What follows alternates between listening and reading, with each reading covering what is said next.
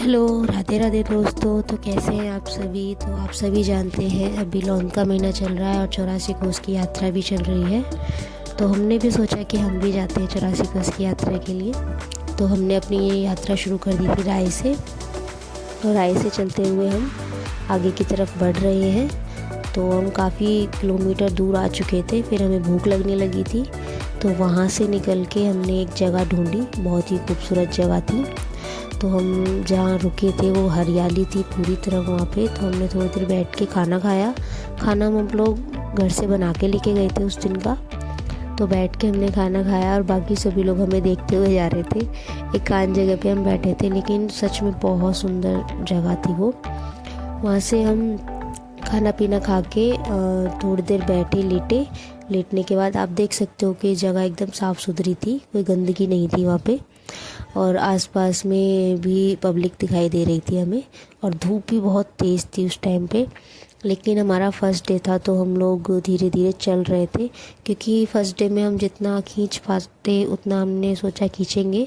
तो खाना खाने के बाद हम लोग आगे की तरफ निकल गए। तो आप देख सकते हैं भीड़ बहुत थी, और भीड़ भी इतनी चल रही है इस टाइम पे, क्योंकि ये हर साल तो आती नहीं है परिक्रमा, ये 2 साल छोड़ के तीसरे साल में ही आती है लौंद के महीने में। तो बहुत ही ज़्यादा हमें अच्छा लगा था यहाँ जाकर के। हमने अपनी यात्रा 5 दिन में पूरी की थी। मैं और मेरे हस्बैंड गए थे, और रंग बिरंगी पोशाकें, अलग अलग देश मतलब जगह के लोग थे वहाँ पे।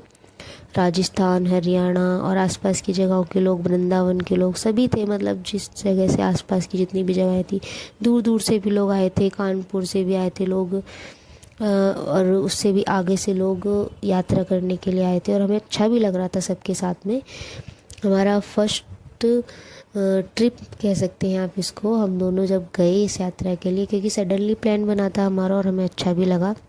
सो गाइज़, आपको जाना है तो आप जाएं, अभी समय है जाने के लिए। और यात्रा करते हुए हम पहुंच गए थे दाऊजी मंदिर पे।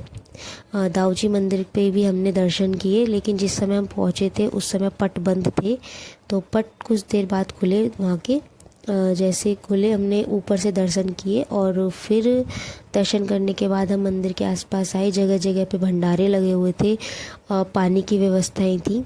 आपको किसी भी तरह की परेशानी नहीं होगी जब आप यात्रा करने जाएंगे, क्योंकि खाने की व्यवस्था, अगर आपको भंडारे से नहीं खाना है तो भी आप वहाँ पे जगहों पे होटल वगैरह बने हुए हैं, तो आप वहाँ से भी खाना खा सकते हैं। किसी भी तरह की आपको तकलीफ़ नहीं होगी।